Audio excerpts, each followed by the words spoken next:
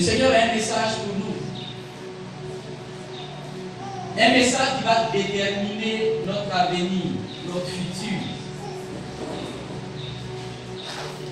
Un message qui vient au moment où il y a des pressions dans la vie. Il y a des fois où l'être humain est sous pression. Il y a des fois où on a l'impression qu'on est pressé. Quand je parle de pression, je parle de la pression. Regardez par exemple un fruit. Quand vous voulez enlever le jus dans le fruit, vous coupez le fruit en deux et puis vous pressez comme ça. C'est de ça que je veux parler. La pression fait que parfois on déclare quelque chose. Tu peux dire quelque chose et puis après, quand les difficultés viennent, ce que tu as dit là, tu ne respectes pas ce que tu as dit. Est-ce que tu m'entends, peuple de Dieu? Je donne un exemple bien à terre pour qu'on puisse comprendre. Jésus veut nous enseigner ce matin. Il veut nous révéler quelque chose de très important. Lorsqu'on est en face des pressions, lorsque tu es en face des difficultés, ou bien lorsque tu es persécuté quelque part, qu'est-ce qu'il faut faire? Quelle est la stratégie pour ne pas que la tentation vienne te ramener dans le monde, ou bien pour ne pas que la tentation te fasse tomber? Le Seigneur a révélé quelque chose d'important à Gethsémane. Vous avez une fois entendu parler de Gethsémane dans la Bible. Vous avez écouté les messages sur Gethsémane. Le lieu qui est Gethsémane est un lieu symbolique dans la vie d'un enfant de Dieu. Et le Seigneur a voulu démontrer à toute l'humanité, à tous les hommes, comment il faut faire pour vaincre la tentation à Gethsémane. Et c'est ce que l'Esprit de Dieu m'a révélé dans la nuit d'hier, jusqu'à ce matin, peuple de Dieu. Et ce que l'Esprit m'a révélé, je vais communiquer cela au peuple de Dieu. Et le texte que nous allons prendre se trouve dans le livre de Marc. On va prendre ensemble Marc 14.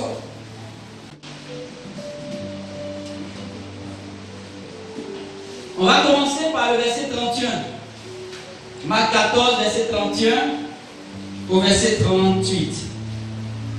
Mais Pierre reprit plus fortement: même s'il me faut mourir avec toi, je ne te renierai pas. Et tous disent la même chose. Je reprends. Verset 31. Mais Pierre reprit plus fortement: même s'il me faut mourir avec toi, je ne te renierai pas. Et tous disent la même chose. Au verset 32. Il se rendit ensuite dans un endroit appelé Gethsémane. Et Jésus dit à ses disciples: asseyez-vous ici pendant que je prierai. Il prit avec lui Pierre, Jacques et Jean. Et il commença à être saisi de frayeur et d'angoisse.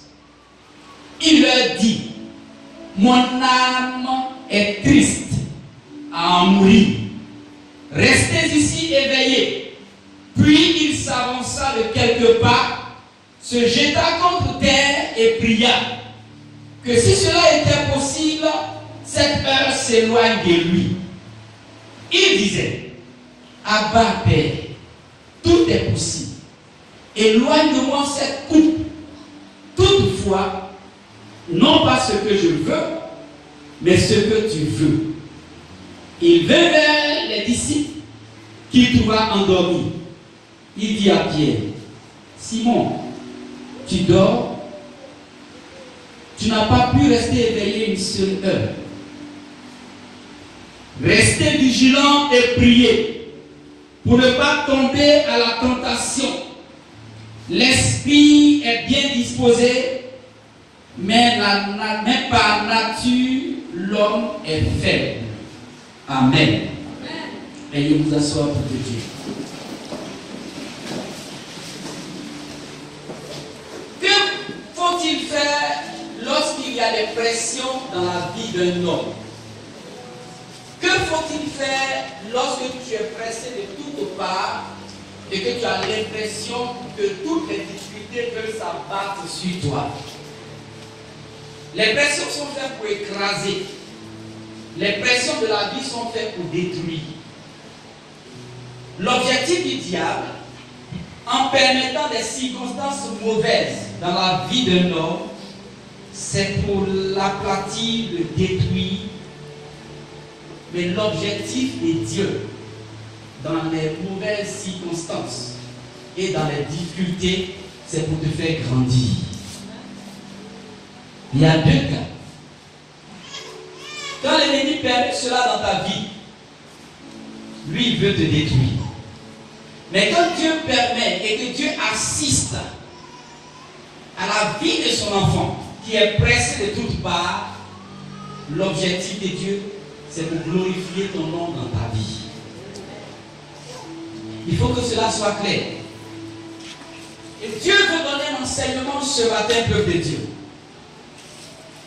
Voilà que les disciples assemblés, à quelques heures seulement de la mort de Jésus, ils ont commencé à se prononcer et chacun d'eux avait pris la décision de suivre le Seigneur jusqu'à la mort. Et tous, ils ont dit: Seigneur, nous te suivrons. Moi, je te suivrai. Je ne vais jamais te renier. Je pense que nous tous, nous avons dit ça un jour. Depuis qu'on a accepté le Seigneur, quand on a pris la décision, on a dit: Seigneur, je te choisis. Que je veux rester avec toi tous les jours. Même si ça ne va pas, je vais rester avec toi. Ça là, chacun de nous a dit ça une fois à Jésus. Et je crois que tous les jours, on répète ça au Seigneur. Jésus, je suis avec toi. Je marcherai avec toi. Je vivrai avec toi. Dans toute ma vie, je serai avec toi jusqu'à je vais mourir avec toi. Rien ne peut me séparer de toi, Jésus. Nous déclarons cela tous les jours. Et les disciples de Jésus, eux tous, à la veille de la mort du Seigneur, ont déclaré la même chose. Ils ont dit à Jésus: nous là, on meurt avec toi. Nous là, s'il faut aller dans le tombeau avec toi, on rentre dans le tombeau avec toi. Nous là, si des gens doivent nous écraser à cause de toi, on ira avec toi jusqu'au bout. Voilà ce que les disciples ont déclaré à leur maître Jésus. Le Seigneur a écouté. Il a dit: bon, d'accord. J'ai compris. Mais toi, Pierre,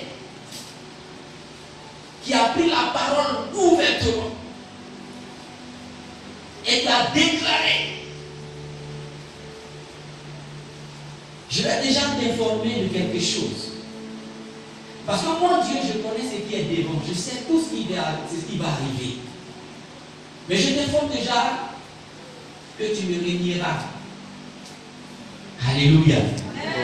Le Seigneur Jésus lui dit: je te le dis en vérité, aujourd'hui, cette nuit même, avant que le coq ne chante 2 fois, toi, tu vas me régner 3 fois. C'est ainsi que Pierre s'est levé encore. Il a repris fortement la parole. Il a dit: même s'il faut mourir avec toi, je ne te régnerai pas. Et tous les autres disciples la même chose. Peuple de Dieu. On voit ici Pierre faire preuve d'une belle énergie dans le soutien verbal qu'il apporte à son maître. Parfois on réagit comme ça. On soutient, notre soutien verbal par notre parole. Seigneur, je vais te suivre. Seigneur, je décide de passer par les eaux du baptême. Et tu passes par les eaux du baptême. Seigneur, toi, je t'ai choisi pour la vie. Les soutiens verbaux ne manquent pas. Même quand tu veux épouser quelqu'un, tu dis la même chose. Tu seras mon épouse jusqu'à la fin de mes jours. Mais lorsque les difficultés viennent, celle à qui tu as juré qu'elle sera ton épouse là, c'est elle que tu mets dehors. On soutient verbalement avec toute notre énergie. Le Seigneur sait que l'homme est comme ça. Vous allez voir les gens qui vont s'approcher de vous, ils vont vous soutenir verbalement. Mais toi, tu resteras mon ami. Tu seras mon ami, même si ça ne va pas, je suis avec toi.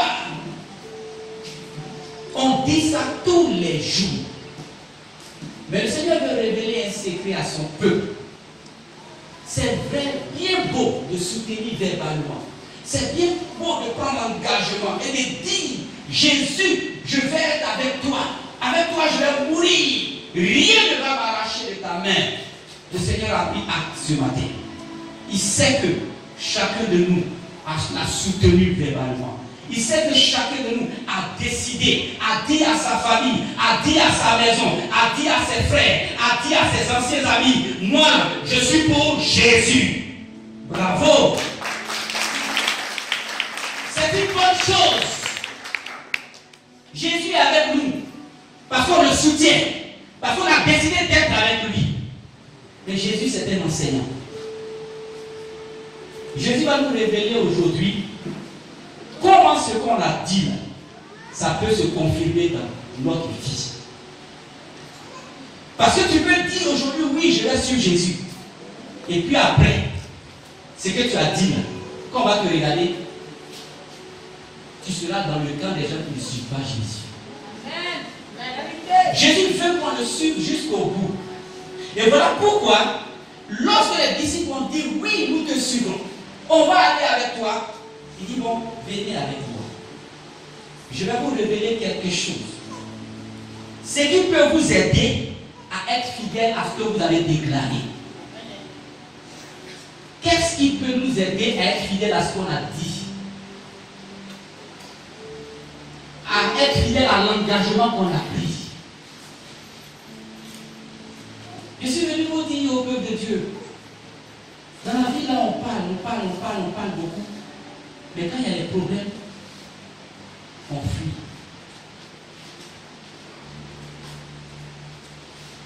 Jésus veut nous aider. Parce qu'il connaît notre faiblesse. Il sait qu'on a pris beaucoup d'engagement. On parle beaucoup. On dit, Seigneur, je vais te suivre.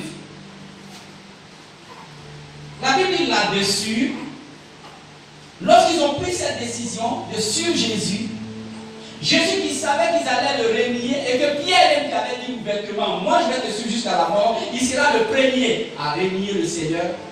Jésus dit, venez, je vais vous montrer quelque chose.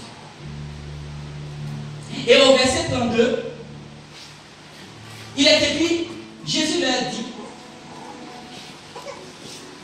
il se rendit ensuite dans un endroit appelé Gethsémani. Ceux qui ont parlé là, Jésus les prend. Il dit, venez. Le Seigneur les envoie dans un jardin. Et ce jardin-là, c'est un jardin qui a pour nom Gethsémani. Et Gethsémani, là, ça veut dire pressoir d'huile. Pressoir d'huile. Un pressoir d'huile, c'est un endroit où on presse les fruits ou les graines pour faire sortir de l'huile, le jus là-dedans. Et ce n'est pas pour rien que le Seigneur a choisi Gethsémani comme endroit pour leur révéler ce qu'il faut faire pour tenir ce que tu as dit pour que tu puisses tenir ta parole. C'est pas facile. Parce que quand vous déclarez quelque chose, le diable vous attend.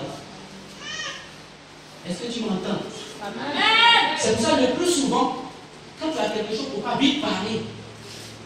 La Bible dit, il ne faut pas te presser, il faut parler vite.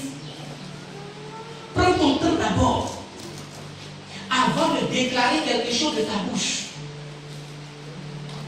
Parce que si tu parles vite là, toi-même tu risques de gâter affaire là. Est-ce que tu m'entends? Amen. Si tu parles vite, tu risques de gâter affaire là. Amen. On ne parle pas vite. On prend le temps de s'asseoir. On prend le temps de réfléchir avant de dire. Parce que quand tu as dit ce que tu as dit là, il faut faire.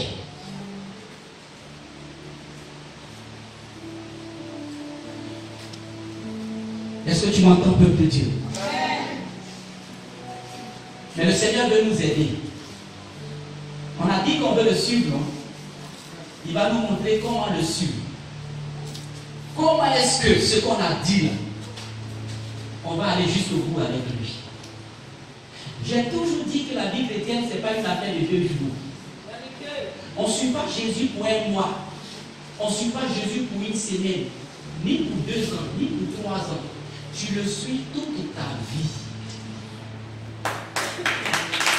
On le suit toute notre vie. Et le Seigneur les envoie à Gethsémane.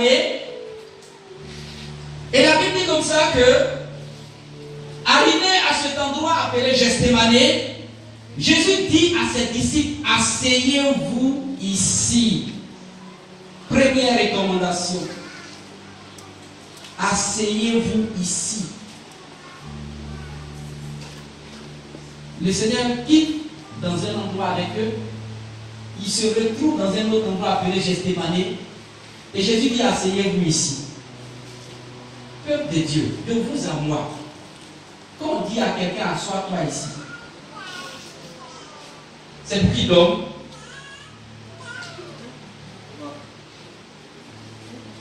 Quand quelqu'un s'assoit, c'est pour dormir. Je n'avais pas dit prier d'abord. Hein. Il commence d'abord, asseyez-vous ici. Pour être logique, quand on invite quelqu'un à s'asseoir,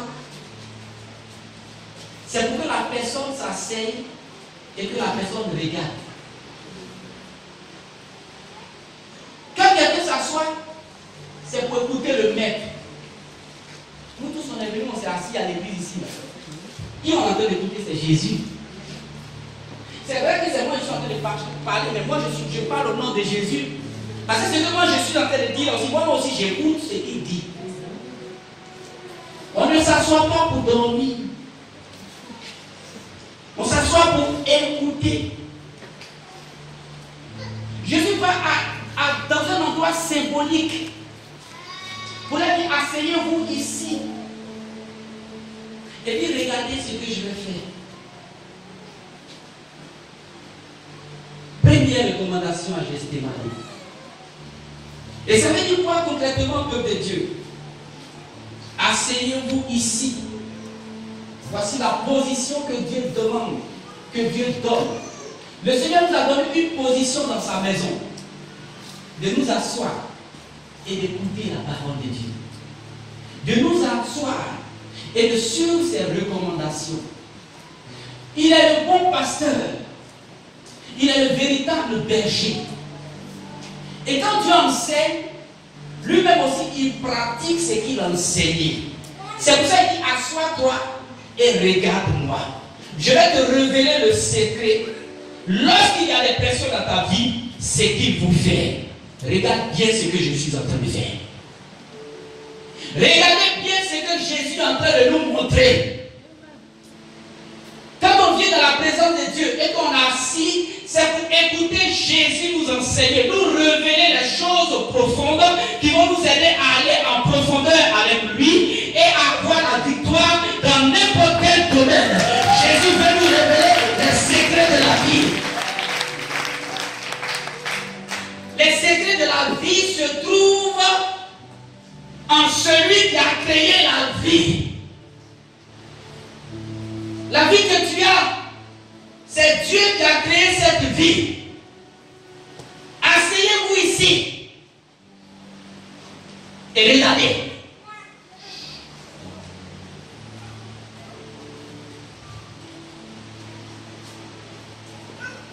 Une position précise, peuple de Dieu. On s'assoit pour être éveillé. On s'assoit pour regarder. On s'assoit pour contempler quelque chose. On s'assoit pour recevoir un enseignement. On ne s'assoit pas pour dormir. Jésus n'a pas dit couchez-vous ici et dormez. Jésus dit regardez. Vous qui avez déclaré que vous allez me servir toute votre vie là. Vous qui avez déclaré que moi je suis pasteur. Tu m'as appelé et l'appel que tu as su, tu m'as donné là, je vais te suivre. Je vais exercer la vocation pastorale. Plusieurs personnes ont dit à Jésus, tu m'as appelé apôtre, je serai apôtre jusqu'à la fin de mes jours. Mais ces personnes, où elles sont aujourd'hui? Où elles sont aujourd'hui? Si tu as déclaré, moi, tu m'as dit que je suis pasteur, mais je serai pasteur toute ma vie. Où elles sont aujourd'hui?